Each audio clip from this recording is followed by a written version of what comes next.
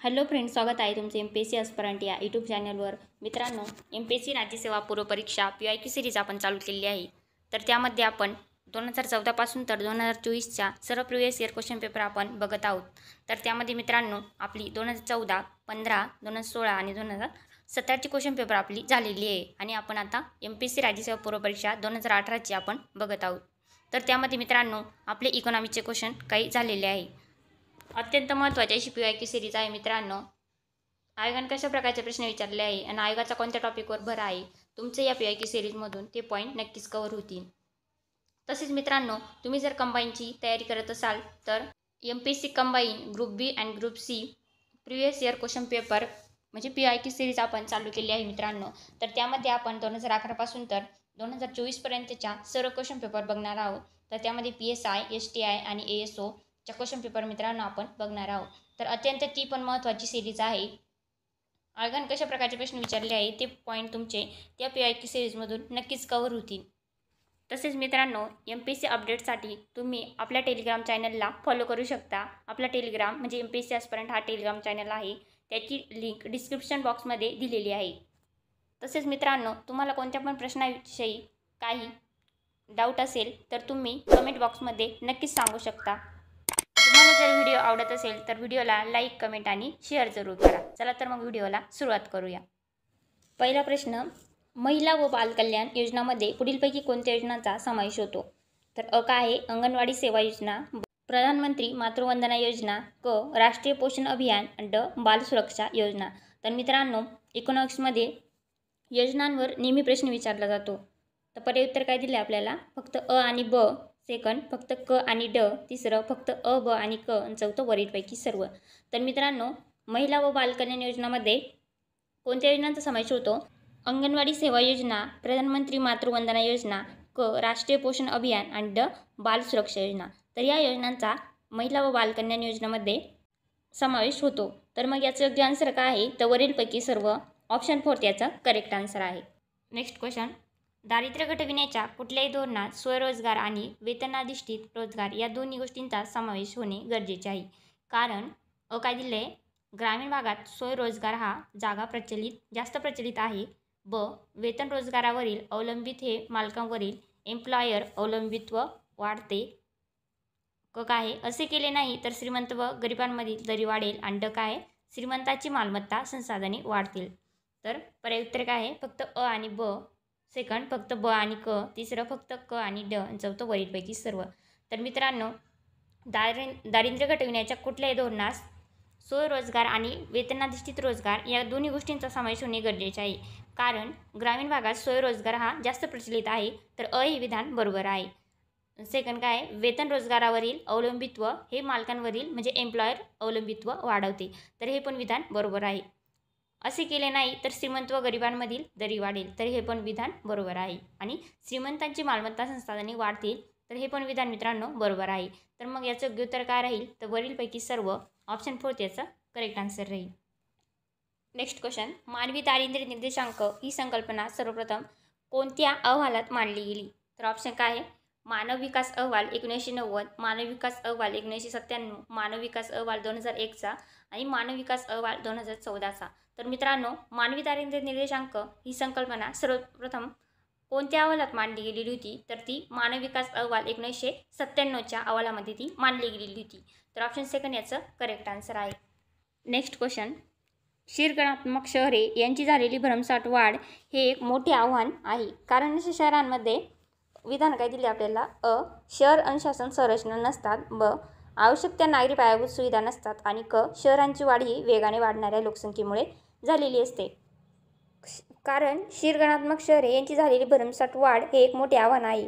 कारण अशा शहरांमध्ये काय असतं? तर शहर अनुशासन संरचना नसतात, आवश्यक त्या नागरी पायाभूत सुविधा पण नसतात आणि शहरांची वाढ ही वेगाने वाढणाऱ्या लोकसंख्येमुळे झालेली असते. तर हे तिन्ही पण विधानं बरोबर आहे. तर मग आपलं योग्य उत्तर काय राहील? तर अ, ब आणि क. तर ऑप्शन फर्स्ट आपलं करेक्ट आन्सर राहील. नेक्स्ट क्वेश्चन, 12व्या पंचवार्षिक योजनेचे 2012 ते 17 मुख्य उद्दिष्ट कोणते होते? तर ऑप्शन आहे आर्थिक वृद्धी व स्थिर विकास साधणे. सेकंड जलद वृद्धी व विकास साधणे. तिसरं जलद व अधिक सर्वसमावेशक वृद्धी साधणे. आणि चौथं जलद, शाश्वत आणि अधिक सर्वसमावेशक ऊर्ध्वी साधने. तर मित्रांनो, पंचवार्षिक योजनेवर प्रत्येक क्वेश्चन पेपरमध्ये प्रश्न विचारलेला आहे. तर आपण 2014, 15, 16 आणि 17चे क्वेश्चन पेपर आपण बघितलेले आहे. तर त्यामध्ये पण पंचवार्षिक योजनेवर प्रश्न विचारलेले होते.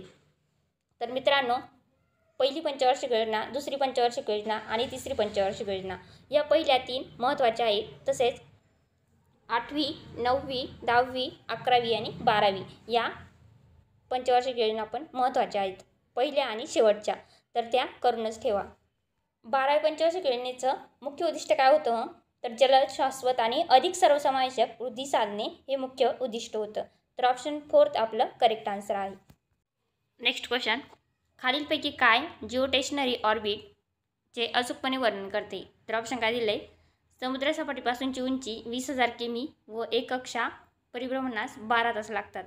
सेकंड काय दिलं आहे? समुद्रसपाटीपासूनची उंची 36,000 किमी म्हणजे किलोमीटर व एक कक्षा परिभ्रमणास किती वेळ लागतो? तर 24 तास लागतात. तिसरं काय दिलं आहे? समुद्रसपाटीपासूनची उंची 400 किलोमीटर व एक कक्षा परिभ्रमणास 90 मिनिटे लागतात. आणि चौथं काय दिलं आहे? तर यापैकी कुठलंही नाही.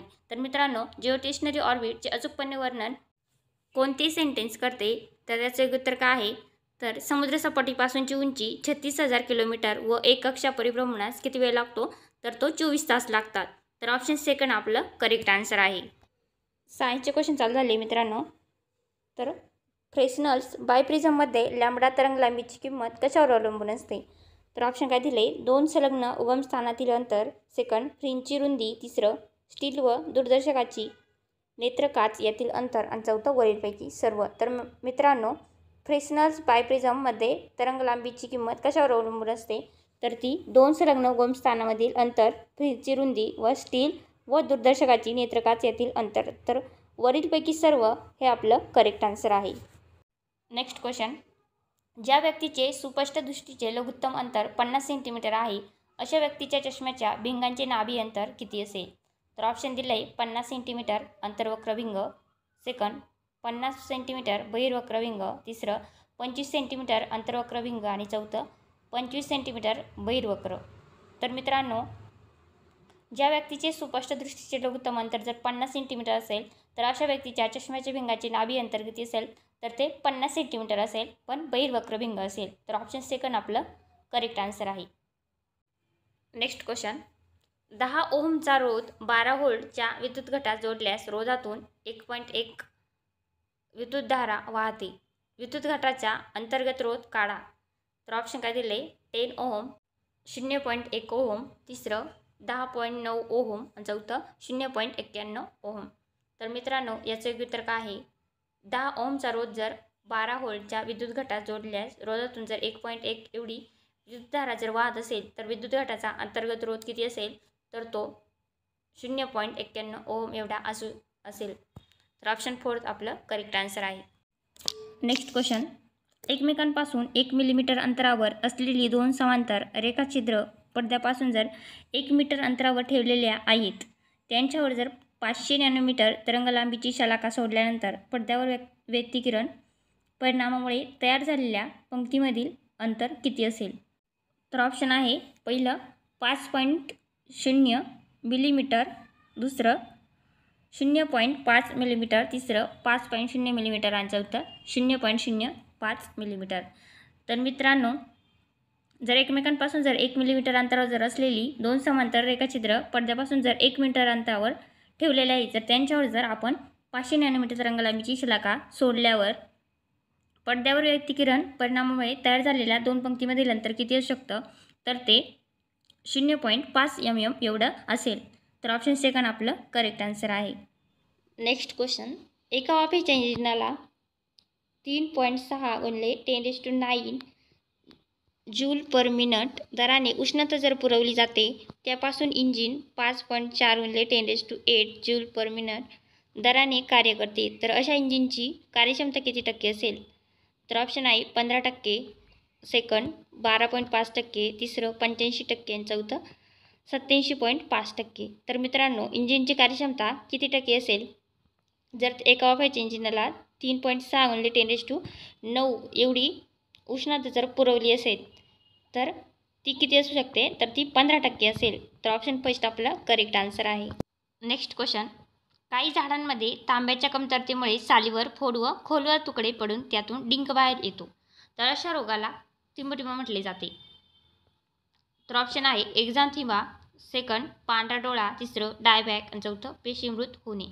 तर मित्रांनो, काही झाडांमध्ये तांब्याच्या कमतरतेमुळे सालीवर फोड येतात किंवा त्यातून डिंक बाहेर पडत असतो. तर अशा रोगाला काय म्हटले जातं, तर ते एक्झांथिमा असे म्हटले जाते. तर ऑप्शन फर्स्ट आपलं करेक्ट आन्सर आहे. नेक्स्ट क्वेश्चन, सुक्रोजचे एरोबिक ऑक्सिडेशन होऊन अधिकतम किती ATP तयार होतात? तर ऑप्शन आहे 37, सेकंड 44, तिसरं 60, चौथं 50. तर मित्रांनो, सुक्रोजचे एरोबिक ऑक्सिडेशन होऊन अधिकतम म्हणजे जास्तीत जास्त किती ATP तयार होत असतात, तर ते 60 एवढे तयार होत असतात. तर ऑप्शन 3 आपलं करेक्ट आन्सर आहे. नेक्स्ट क्वेश्चन, दोन नावे म्हणजे बायनोमियल पद्धत देण्याची वर्गीकरण पद्धती कोणी सुचवली? तर ऑप्शन आहे कॅरोलस लिनायस, सेकंड बेंथम आणि हुकर, तिसरं थिओफास्टस, चौथं हचिन्सन. तर मित्रांनो, बायनोमियल ही वर्गीकरण पद्धती कोणी सुचवली आहे, तर ती कॅरोलस लिनायस यांनी सुचवलेली आहे. तर ऑप्शन फर्स्ट आपलं करेक्ट आन्सर आहे. Next question, sir JC Bose भारतीय वैज्ञानिक यांच्यानुसार कार्टिकल थरांच्या आतील जिवंत पेशीमुळे असेंट ऑफ सॅप या क्रियेमुळे घडते. तर कोणत्या क्रियेमुळे घडते? तर ऑप्शन आहे पल्सेटरी क्रिया, सेकंड ट्रान्सपिरेशन पूल सिद्धांत, तिसरं कोइजन सिद्धांत, चौथा आहे मूळ दाब सिद्धांत. तर मित्रांनो, सर JC बोस म्हणजे भारतीय वैज्ञानिक होते, यांच्यानुसार कार्टिकल थरांच्या आतील जिवंत पेशीमुळे असेंट ऑफ सॅप हे कोणत्या क्रियेमुळे घडत होते, तर ते पल्सेटरी क्रियामुळे घडत होते. तर ऑप्शन फर्स्ट आपलं करेक्ट आन्सर आहे.